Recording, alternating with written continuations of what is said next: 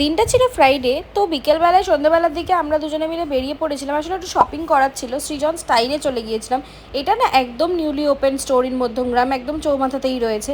And trust me, আমরা তো গেছিলাম একটু ঘুরতে যাবো বলে, কিছু টুকটাক কেনাকাটি ছিল তাই জন্য। বাট গিয়ে যেটা দেখলাম যে কালেকশন এদের অসাধারণ, মানে আমার তো পার্সোনালি খুবই ভালো লেগেছে। একদম প্রাইস পয়েন্টে অ্যাফোর্ডেবল রেঞ্জের পেয়ে যাচ্ছিলাম।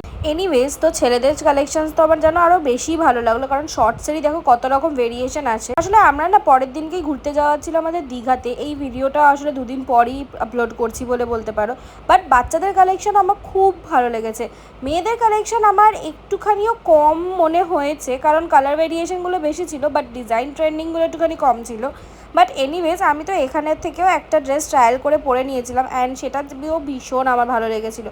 এই যে দেখো, এই ড্রেসটা আমি ট্রায়াল করেছিলাম। এটা আমি নিশ্চয়ই ঘুরতে যাচ্ছি বলে একটা বিচ ওয়্যার মতন কিনেছিলাম। আমার এই ড্রেসটার প্রাইস ছিল 700 মতন, অ্যান্ড আমার তো মনে হয়েছিল এটা ঠিকঠাক প্রাইসই। যাই হোক, বেরিয়ে তো আমরা দই বড়া আর একটু পারাপাও খেয়ে নিয়েছিলাম, কারণ ভীষণ খিদে পেয়ে গেছিলো। তখন প্রায় 9টা মতন বেজেছিলো।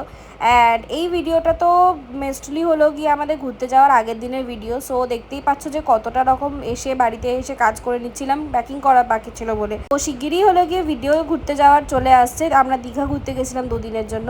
So that's it for today's video. দেখা হচ্ছে শিগগিরই পরের ভিডিওতে। বাই।